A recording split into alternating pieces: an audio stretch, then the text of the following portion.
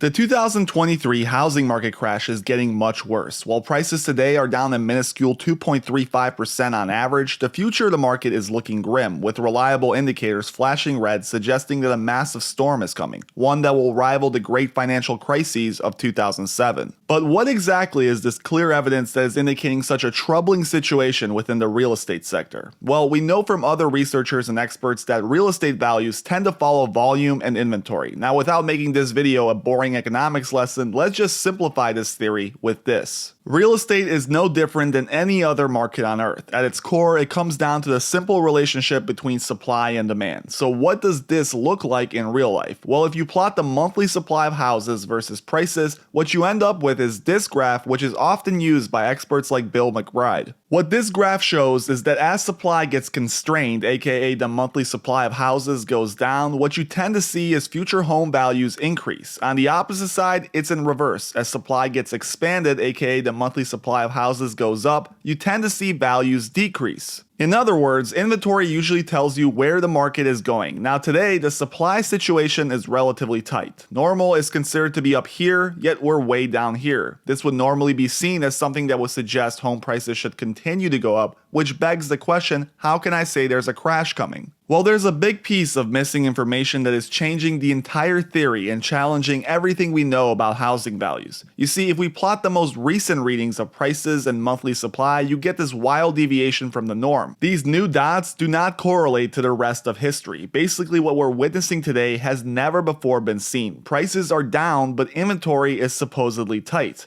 Or is it? This is where I begin to argue the other side of this story. Maybe we're ignoring massive red flags, and I can prove it with some very reliable evidence. You see, this graph I showed you earlier maps the existing home supply, but if we turn to a different graph, we can see the new home supply. Now, you might be asking, why are we looking at new homes? Maybe this sounds like you're just cherry picking evidence, and this is a very fair question and assumption. But before you comment below, consider this. The new home supply has a higher correlation with future home value growth, which indicates that it should be looked to as a reliable predictor of what is to come. We know that new home builders are the price setters in many communities, meaning that throughout the United States, there are cities that follow in the lead of new homes. Think about your local market. If a home costs $300,000, but a new one costs $330,000, the choice is easy for most people. New homes typically come with a significant premium, and these premiums tend to act as an anchor for the rest of the market, dragging prices in whatever direction home builders are pushing. Now, the new home supply chart looks very different from the existing supply chart. In fact, the difference or spread between the two is at an all-time high. The two numbers are so wildly different, it's causing many experts to question both the accuracy and reliability of the existing inventory data. How is it possible that the new home situation is so much worse than the existing home one? Well, nobody really knows the true answer, but what we do know is that the new home supply is behaving worse than what we saw in 2008 percentage-wise. We've had a sustained expansion in the number of homes, with the total number now approaching the '08 highs. Last time this happened, we got the worst housing crash since the Great Depression, and nobody's really questioning why it wouldn't be the same today. As you know, I've been preaching to you about the big housing collapse for months, and right now, mortgage applications are at their lowest level since 2015. They're down 35% since this time last year, so depending on where you are in the world, you might already be waiting for the smoke to clear. Interest rate hikes are slowing down for now, but there won't be a permanent stopping anytime soon, and as long as that's the case, I'm allocating some of my portfolio to alternatives. Now, there's one asset that historically thrived in this sort of economic climate: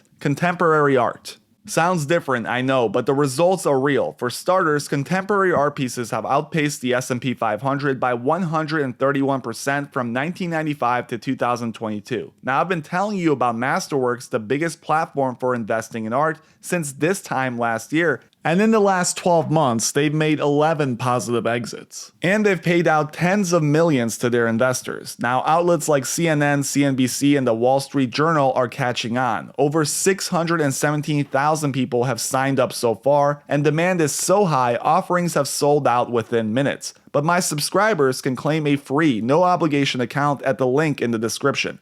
Now, going back to new home sales, if you dig a little bit further, you can see evidence that we are in the middle of a perfect storm. Remember the chart I just showed, new home supply? This obviously measures the inventory of new homes. Clearly, as you can tell from the right side of the chart, we are flooding the market. From August 2020 to now, supply has increased by 160%, but that's not a shocking fact. While this growth is concerning, what is really making experts panic is the fact that new home sales are collapsing at the same exact time. From this chart, we can see that after reaching a peak in 2020, new home sales have declined by 39%. So, in summary, we are getting record high supply growth at the same time we're seeing record sales declines. And then on top of all of this, there's even more concerning news coming from the home builders themselves. As Reventure Consulting has pointed out on Twitter, home builders like KB Homes, which is America's 6th largest builder, reported a cancellation rate of 68%. Yes, in this case, 2 out of every 3 buyers are suddenly walking away. And remember, this is going to cause an even bigger buildup of inventory. Back in 2008, large-scale builders reported cancellation rates of up to 50%, meaning that we are witnessing something today that's never before been seen in modern residential real estate history. If we look at privately held units under construction, which measures the number of residential units being built right now, you can see that we are at an all-time high with no reduction in sight. While we have seen a cooling in the speed of growth, from a pure numbers perspective, there is no slowdown. At the end of the day, the US has a massive backlog of construction. The builders, at least according to the Fed data, are not slowing down anytime soon. Now, if we think back to what I said earlier about how inventory tells the story and predicts the future, we can see how all of these variables are combining to cause a massive problem for values across the country. We are already seeing prices decline at a pace not seen since '08 in cities across the American West Coast, and while some eastern cities have remained relatively resilient, the slowdown will eventually creep into these markets as well, given the statistics I outlined earlier. Now, if this pace will continue is a question that everyone is trying to answer right now. If you listen to some of the top voices in real estate, they say that the market has found the bottom and it's only up from here. Most bull voices focus on the fact that people have quote-unquote adjusted to higher rates. We have seen the 30-year mortgage come down from 7% to 6%, which on top of the New Year push has provided some hope for bulls. But this theory assumes that the entire reason for this slowdown has been entirely related to rates and not the macro factors we outlined earlier. If you look at the overall body of evidence, the bear case simply cannot be ignored. There is so much out there that goes beyond the interest rate increases. In fact, part of the reason that interest rates have skyrocketed is related to the increased perceived risk in the real estate sector. You see, there's this measurement called the Treasury spread. This indicator is one of the best ways to analyze the market from a lender's perspective. Mortgage rates are mostly correlated with Treasuries, specifically the 10-year yield. Now, we're not going to go into the specifics of this as it's highly complex and unnecessary in understanding my point, but what you do have to get is that the mortgage rate you see today is largely based on this financial instrument right here. As the yield goes up, so do mortgage rates, but there is a catch. Outside of this correlation, the market will push mortgage rates even higher if it sees risk in the real estate markets. This will become evident via a spread or a difference in the rate of the 30-year mortgage and the 10-year Treasury. The higher this difference is, the more risk there is in the market. You can see in the last crash that we saw a massive uptick in the spread, and if we zoom out and look at today, we can see the same exact thing is happening. So the mortgage market is signaling that something isn't right, and the last time this happened, the entire house of cards fell through. On top of this, the Federal Reserve is pulling money out of the system, which is decreasing liquidity and reducing credit, and with rate hikes scheduled to keep going, there is no indication that mortgage rates will come back down to the 3-4% range we have seen for the past 10 plus years. So in summary, the bears have a solid case here. There is plenty of evidence that this decline, which started 5 months ago in the case Shiller, will continue. Remember, the last time there was a crash, it took over 5 years for the housing market to bottom out. For the rest of the year, we will be fighting a Federal Reserve that will continue to hike rates, pushing mortgage payments higher and higher, and as the economy falters, the spread we talked about earlier will get pushed up too. Besides these factors, we also have a large building boom that isn't slowing down despite clear indications from builders and data that sales are falling at a record pace. The same inventory indicators that have proved reliable before are now broken, and the new housing market is flashing red, with inventory surging and correlations alluding to massive price drops in the near future. While we cannot be 100% sure what the future holds, we can study history and the data out there today to paint a general picture, and right now storm clouds are approaching on the horizon. Nearly every single indicator I mentioned is pointing to a troubling future, one where a housing crash seems not only probable but likely. I would love to hear what you think about this data in the comments below. As always, please make sure you hit that like and subscribe button if you enjoyed the video.